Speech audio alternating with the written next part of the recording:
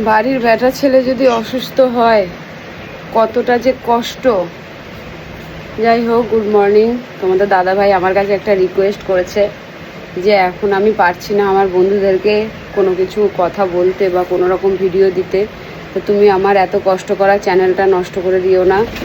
তুমি তুমি আমার জন্য বা এই সংসারের জন্য বা নিজে যেইটুখানি পারবে যেইটুখানি কিছু আমার বন্ধুদেরকে আপডেট দেবে বা কথা বলবে। আমার বন্ধুরা জানার জন্য সব অপেক্ষায় থাকে যে আমি কেরম আছি কি না। অনেক বন্ধুরা আছে অনেক দূরে থাকে, অনেক বন্ধুরা এসছে ওকে দেখা করতে। তাই অনেক বন্ধুরা দূরে থাকো, তারা জানার চেষ্টা করছো যে কি হয়েছে, কি আছে পরিস্থিতি, সবটা জানানোর জন্য তোমাদের দাদাভাই আমাকে অনেক রিকোয়েস্ট করেছে। তাই ভাবলাম তোমাদেরকে যতটা পারছি আমি জানানোর চেষ্টা করব। তা সকাল থেকে তোমাদের দাদাভাই উঠেছে, কোনো রকম সারা রাত ঘুমায়নি, একটুখানি মুড়ি খেয়েছে আর ওষুধ খেয়েছে, খেয়ে এখন শুয়ে আছে। তো আমি এখন বাজারে গেছিলাম, যেটা কোনো দিনও আমি করিনি সেটা আজ আমি করছি। বাজারে যে কোন জিনিসটার কোন দাম কতটা নিতে হয় কোনো আইডিয়া আমার কাছে নেই। আর আমি কখনো কল্পনায় ভাবতে পারিনি যে তোমাদের দাদাভাই এরকম পরিস্থিতি হবে আর আমাকে একা কোনোদিনও বাজারে যেতে হবে। তো আজকে আমি বাজারে গেছি, বাজারের প্রত্যেকটা মানুষ জিজ্ঞাসা করছে যে দাদাভাই কি সুস্থ এখনো হয়নি, তুমি একা বাজারে এসছো, কি নেবে? আমি বলছি দিয়ে দাও। হ্যাঁ, লঙ্কা আমি বলছি 1 কিলো দিয়ে দাও। হ্যাঁ, তারপরে তেঁতুল নেবো, একটু ঠাকুরের বাসন মাজবো, আমাকে বলছে কতটা দেবো, আমি বলছি 1 কিলো দাও। দেখি এতটা দিয়ে দিচ্ছে, মানে কি কোনো কিছু হতবোধ। ধনে পাতা আমি বলছি 1 কিলো দিয়ে দাও। কি বলবো, আর এগুলো কিছুই পারি না। আর ও এইভাবে অসুস্থ, না জল আনতে পারছি, কেউ জল এনে দেওয়ার নেই, কেউ বাজার এনে দেওয়ার নেই, কে এইগুলো করবে বলো? এগুলো তো আমার দ্বারা সম্ভব না। সেইভাবে আমি কখনো গায়ে লাগাই নিজে, এগুলো আমাকে আনতে হবে কখনো। সেইভাবে আমি দেখিও নি যে এই জিনিসটার এত দাম হতে পারে, এই জিনিসটা কিনতে হবে আমাকে, ওই জিনিসটা নিতে হবে, কখনো সেইভাবে গায়ে মাখিনি। আমি জানি ও তো আছে, ও করবে। আজ বুঝতে পারছি মর্মটা, যে ও ছাড়া আমি কতটা অসহায়, বা আমি ছাড়া ও কতটা অসহায়। একটা স্বামী স্ত্রী একটা সংসারকে টিকিয়ে রাখে। আমি ভাবতাম আমিই সব করি, ও কি করে, কি করে বাজারে যে কি করে। আজ বুঝতে পারছি যে একটা সংসার টিকে থাকে একটা স্বামী স্ত্রীর দুজনে উভয়কেই লাগে। আমি ছাড়া যেরকম অসহায়, ও ছাড়া সেরকম আমি অসহায়। আমি আজকে মানতে বাধ্য, কারণ এই বাইরের এই মেয়ের স্কুল পড়তে যাওয়া এইগুলো জানো, মানে পারছি না আমি আজকে এই 1 সপ্তাহ হয়ে গেল মেয়ে আমার স্কুল যেতে পারছে না, কারণ আমি নিয়ে দৌড়াদৌড়ি করছি। আমার সঙ্গে কৌশিক থাকছে, অঞ্জলি বাড়িতে একা থাকছে, ও হেঁটে হেঁটে অত দূর স্কুল পড়াশোনা নিয়ে যাওয়া সম্ভব হচ্ছে না। যা পরিস্থিতির মধ্যে পড়েছি কিচ্ছু মানে বলার নেই। এখন ডাক্তার ওকে রেস্ট নিতে বলেছে, খাওয়া দাওয়ার ভীষণ রেস্ট্রিকশান রেখেছে। কিভাবে আমি চালাবো 1 মাস 2 মাস, ও যতদিন না সুস্থ হচ্ছে। জল নয়, আমি কাউকে বলে দিলাম যে বাড়িতে সে এসে জল দিয়ে যাবে, কিন্তু বাজার হাটগুলো তো আমাকে করতেই হবে। একটা অভিজ্ঞতা, কালকে অ্যাপোলোতে অত বড় একটা হসপিটালে, যেখানে মানে কি বলো তো, আমি না ডাক্তার এইসবে না থতমত খেয়ে যাই যে কি বলবো, কি হবে, কোথায় যাব, কি হবে। কালকে অ্যাপোলোতে অত বড় হসপিটালে আমি একা একা এখানে যাওয়া ওখানে যাওয়া, ওখানে বলা, এই করা ওই করা, ওকে সামলানো, সবটা একা হাতে করেছি। আমি নিজে অবাক যে আমি এত কিছু করলাম। সকাল থেকে খাওয়া না দাওয়া না, এইভাবে একা একা দৌড়ালাম। তো এখন গেছিলাম সকালবেলা বাজারে। আর তোমাদের দাদা ভাইয়ের মতন আমি তো আর অত ভালো বাজার করতে পারি না, কিন্তু ওর যাতে শরীরে ভালো হয় সেই হিসাব করে আমি কিছু বাজার নিয়ে এসেছি, তোমাদেরকে দেখাই। এই যে সব থেকে বড় হচ্ছে এই যে পেঁপে, মেন পেঁপেটা নিয়ে এসেছি, তারপর দেখাচ্ছি। ও তো এইসব বাজার জীবনেও আনে না, দেখাচ্ছি। এখন তো ও খেতেও পাচ্ছে না, একদম এইটুখানি খাবার খাচ্ছে। ও ছাড়া আমি যে কি অসহায়। এই যে পাট শাক, এটা কালকে পাতলা করে ডাল করে দেবো, ওই দিয়ে খাবে। আর এই 3টে চিচিঙ্গা বাজারে ছিল, যেই লোকটার কাছ থেকে এই পাট শাক আর এই থোড় নিয়েছে। দেখো থোড়, তোমরা কে কে জানো থোড়? ওই কলা গাছের ভিতরে থাকে থোড়, এটা পেট প্রচুর ঠান্ডা করে। তা ওইটা নিয়েছি, পাট শাক নিয়েছি আর এটা নিয়েছি। এই 3টেই ছিল, আমাকে বললো 10 টাকা দাও নিয়ে যাও। তা আমি বলছি বাবা 10 টাকায় দিয়ে দিল। আমি আবার নিজে নিজে ভাবলাম যে এটার আর কত দাম হতে পারে, 10 টাকাই হবে। আর একটা পেঁপে নিয়ে এসেছি, এই যে 3টে পেঁপেই শুধু নিয়ে এসেছি। আর এই যে তেঁতুল বললাম যে 1 কিলো তেঁতুল যে নেবো বলেছিলাম, সেই যে এতটা তেঁতুল আমাকে নিজে বুঝে দিল। আচ্ছা কচি কচি ঝিঙে নিয়ে এসেছি, ঝিঙের ঝোল খাওয়াবো বলে। আর এই যে সজনা ডাঁটা দিয়ে জ্যান্ত রুই মাছ নিয়ে এসেছি, জ্যান্ত রুই মাছের ঝোল করে দেবো। আর এই যে কচি কচি ভেন্ডি নিয়ে এসেছি, একদম ফ্রেশ। খুঁজছিলাম যে কার কাছে ফ্রেশ ভেন্ডি পাই, কার কাছে সবজি ফ্রেশ পাই, সেই ভেবে আমি এই নিয়ে আসলাম। অন্তত পক্ষে 2-3 দিন আমার এই বাজার চলে যাবে, কারণ তোমাদের দাদাভাই একদমই খাওয়া দাওয়া করছে না। যে খাওয়া দাওয়ার জন্য এত পাগল ছিল একদমই না। সকালবেলা 1 মুঠ মুড়ি খেয়েছে আর ভাত খাচ্ছে ঠিক এইটুখানি, মানে খেলেই না আরও পেটে ব্যথা করছে।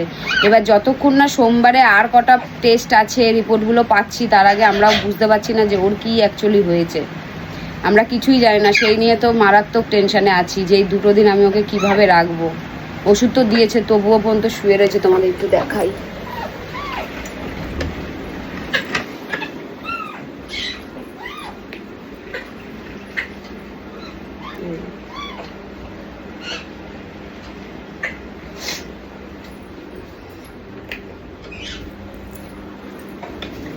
যাই হোক, আমি ওকে আর ডিস্টার্ব করছি না। আমি জানি আমার কথায় অনেক ভুল ভুল হচ্ছে, তোমরা কথা বলতে পারি না তোমাদের দাদা ভাইয়ের মতন অত সুন্দর করে, কিন্তু আমি চাই ওর চ্যানেলটা যেন নষ্ট না হোক। ও অনেক কষ্ট করে বা অনেক খাটনি করে আজকে এই জায়গায় দাঁড়িয়েছে, তোমাদের এত ভালোবাসা পায়। তোমরা ওর শরীর খারাপে বা আমাদের সব সময় এত খোঁজখবর নাও, আসো দেখা করতে, ওর অনেক বড় ভালোবাসা এখানে জড়িয়ে রয়েছে।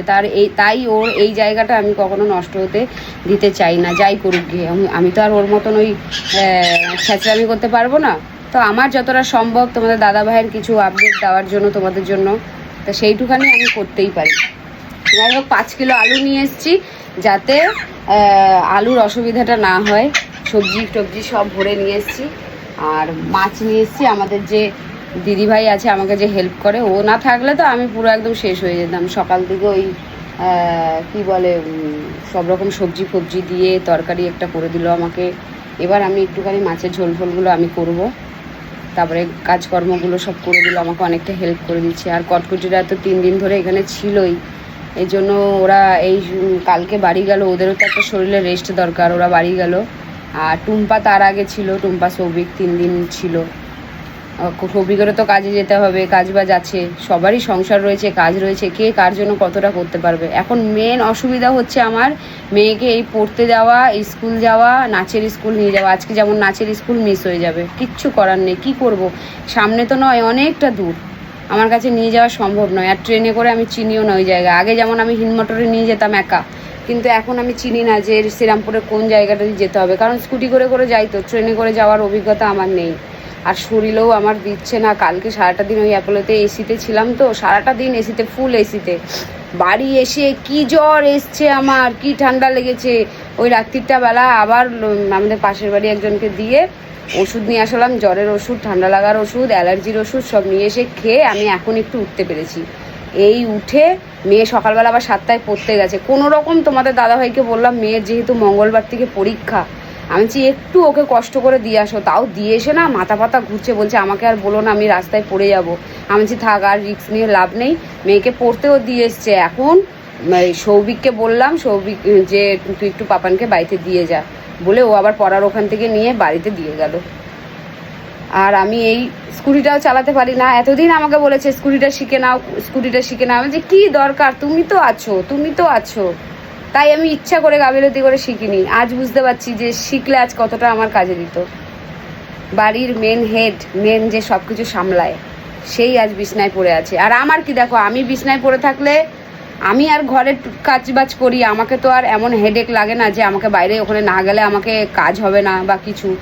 কিন্তু ও ছাড়া তো আমি পুরো অসহায় হয়ে যাচ্ছি। এগুলো তো সব ও সামলায়। আমার শরীর খারাপ হলে ওরা অতটা তাও ভেঙে পড়ে না, জানে আমি আর কি কাজ করি, আমি যা করি ঘরের কাজ করি। কিন্তু ও ছাড়া আমি পুরো অসহায় হয়ে যাচ্ছি, একা কী করে সামলাবো, কী করবো। তারপর নিজেরও তো শরীর ভালো না বলো, আমারও তো প্রচুর স্ট্রেস নিলে আমার শরীরের মধ্যে কষ্ট হয়ে যায়। আমি ঠাকুরকে ডাকছি আমাকে অন্তত পক্ষে এখন বিছনায় ফেলো না, কারণ ওকে নিয়ে আমাকে এখন দৌড়াতে হবেই। সোমবার দিন অ্যাপোলোতে যাই, দেখি কি হচ্ছে। তো এতটাই জানালাম তোমাদের দাদা ভাইয়ের আপডেট আর আমাদের বাড়ি ঘরের আপডেট। আর মেয়েও দেখো কালকে রাতেও ঘুম হয়নি, যেহেতু ওর পাপা ঘুমাতে পারছে না বলে ও ঘুমায়নি। আর এখন পড়ার থেকে এসে দেখো ঘুমিয়ে পড়েছে, দেখো শোনানো। ওরও তো ধকল যাচ্ছে, ও তো টেনশন করছে, বউ শুয়ে পড়েছে। আর আমাদের দিদি আমাকে একটুখানি ওই যে মাছ ফাছ ধুয়ে দিচ্ছে, সব করছে, হেল্প করে দিচ্ছে। তার মধ্যে পাখি সামলানো, এত গাছ বাড়িতে লাগিয়েছে সেইগুলো সামলানো। তারপরে কালকে দেখো সব অনলাইনে এসছে, আমি এগুলো সব অনলাইনে অর্ডার দিয়ে দিয়েছিলাম। এই ছোলা, এই ডাল, এই আটা, হ্যাঁ এই জিরে, এই সব এগুলো অর্ডার দিয়েছিলাম। সব এগুলো কালকে এসছে। আর আজকে দেখি একটুখানি ওই মলে যাব, যে একটু তেল ঠেলগুলো নিয়ে আসবো। যে বিকালবেলা কৌশিকের সাথে যাব, যে একটু তেল ঠেলগুলো নিয়ে আসবো, নিয়ে এসে একটু শোবো। আমি আর পারছি না, বিশ্বাস করো, পুরো একা পড়ে গেছি, পুরো একা। নিজেকে কি অসহায় লাগছে আমার, যে এটা কি হয়ে গেল, কোথা থেকে কি হয়ে গেল, এটা আমার ভাল লাগছে না। তোমাদের দাদাভাই এরকম, মন মেজাজ খুব খারাপ। আর একটা কথা, তোমরা অনেকেই আমাকে বলছো, মানে অনেকেই বলতে কি, কিছু মানুষ যারা বোঝে না, তারা আমাকে বলছে কি যে হসপিটালে গেছে সেজে গুজে। তাই এখান থেকে কলকাতা হসপিটালে গেছি, আমি একটা জিন্স আর গেঞ্জি পরে গেছি। কি পরে যাব? নাইটি পরে যাব না শাড়ি পরে যাব? ছাপা শাড়ি পেঁচিয়ে গেলে তোমরা ভাববে যে আমরা আমার স্বামীকে খুব ভালোবাসি, বা আমি আমার স্বামীর জন্য অনেক কিছু করছি। একটা ভালো জায়গায় যেতে গেলে একটা ভালোভাবে ভদ্রভাবে সাজগোজটা না, মেকআপ কেউ করে না, মেকআপ করে কেউ হসপিটালে যায় না। তার সে নিজের স্ত্রী বলো বা বাড়ির লোক, কেউ কখনো মেকআপ করে কেউ কখনো হসপিটালে যায় না। কিন্তু সামথিং রাস্তাঘাটে চলার মতন করে তো আমাকে যেতে হবে। আমি তো নাইটি পরে অ্যাপেলো হসপিটালে চলে যেতে পারি না, যে আমার বাড়ির লোক অসুস্থ বলে। তোমরা এটা কেন বোঝো না কি জানি, কিছু মানুষ বলে মেকআপ করে গেছে, মেকআপ করে গেছে। মেকআপ কাকে বলে এখনও শিখে এসে তারপরে মেকআপের কথা বলো। এইগুলো বলো না, কারণ সবাই মানুষ, সবার মধ্যেই মানসিকতা আছে। কেউ তার হাজব্যান্ড বা বাড়ির লোক অসুস্থ থাকলে কখনো কেউ মেকআপ করে যায় না। আর যদি বলো যে এইটা আমি সবসময়তেই পরে থাকি, আমার কানের সবসময় পরা থাকে, এই নাকেরটা আমার সবসময় পরা থাকে, তা এইগুলো কি আমি খুলে রেখে যাবো? আমার স্বামী অসুস্থ বলে আমি এগুলো খুলে রেখে তারপরে আমি হসপিটালে যাবো সবাইকে বোঝাবো যে আমার স্বামী অসুস্থ আর আমি ওর জন্য খুব কষ্ট পাচ্ছি? কিছু মানুষের মেন্টালিটিগুলো এরকম হয় কেন? আমি কিছু কমেন্ট বক্স কালকে দেখছিলাম, যেহেতু ভিডিওটা দিয়েছিলাম, কমেন্ট বক্স দেখছিলাম যে তোমরা শুধু আমার কি ড্রেসের ফাট, কি সাজগোজ, কি মেকআপ, কে মেকআপ করে স্বামীর কে নিয়ে যায়, কে দেখে বোঝা যাবে তার স্বামী অসুস্থ। এই কথাগুলো প্লিজ বলো না। একটা ভদ্র জায়গায় যেতে গেলে একটা ভদ্র ড্রেস আপ লাগে, একটা ভালো ড্রেস আপ লাগে। একটা ডাক্তারের সঙ্গে কথা বলতে গেলেও সামনে বসে যে কথা বলবো তার জন্য একটা ভালো জামা কাপড় লাগে। নাইটি পরে কেউ চলে যায় না। আর পাগলের মতন চলে গেলেই ডাক্তার ওকে দেখে একদম ভালো বলবে, এটা তো হয় না। বলো কি বলবো, তোমাদের মানসিকতাগুলো এত খারাপ, কিছু বলার নেই। যাই হোক, তোমাদের বলে আমি সবাইকে বলছি না, আমাকে সব বন্ধুরা প্রচুর সাহস দিচ্ছে যে তোমাকে এখন অনেক স্ট্রং হতে হবে, তোমাকে সব সামলাতে হবে। সেই মনের জোরে আমি চলছি। কিছু মানুষ যাদের দেখো আমাকে একদম সত্যি পছন্দ না, বা আমার কালচার বা আমার হাঁটা চলা বা আমার সাজগোজ বা আমার চলাফেরা যাদের পছন্দ না, প্লিজ আমাকে দেখো না। আমি বারবার বলছি, আমাকে দেখো না। কেন দেখতে আসো আমাকে? আমি তো খারাপ? যাই হোক, আমি এই খারাপটাই থাকতে চাই। আমার পরিবার আমাকে এই খারাপটা হয়ে আমাকে মেনে নিয়েছে। আমার শ্বশুর বাড়ি বলো, আমার বাপের বাড়ি বলো, আমার বন্ধুবান্ধব, আত্মীয় স্বজন, প্লাস আমার এই ভালোবাসার মানুষরা, সবাই আমাকে আমার এই খারাপটাতেই ভালোবাসে। তাই আমি এরকম খারাপই থাকতে চাই। তো যাই হোক, তোমরা পাশে থেকো। তোমার দাদাভাইয়ের মানে কি বলবো, ঠাকুরের যেন পে করো, যেন কোনো খারাপ কিছু রিপোর্ট না বেরোয়, যেন সবটা ভালোভাবে মিটে যায়। সোমবার দিন যে তোমাদের সোমবারে কি হচ্ছে না হচ্ছে অবশ্যই জানাবো। আর দেখি বিকালে যদি তোমাদের দাদাভাই একটু কথা বলে, তাহলে চেষ্টা করব তোমাদের সঙ্গে কিছু কথা বলানোর জন্য। আজ সবাই আশীর্বাদ করো, আর কিছু বলার নেই। তো সবাই সুস্থ থেকো, ভালো থেকো, আর নিজের শরীরের খেয়াল রেখো। আর আমাকে আমার সংসারটা সামলাতে দাও, সবাই মিলে একটু আমাকে পাশে থেকো, আর কিছুই বলার নেই। তো টাটা।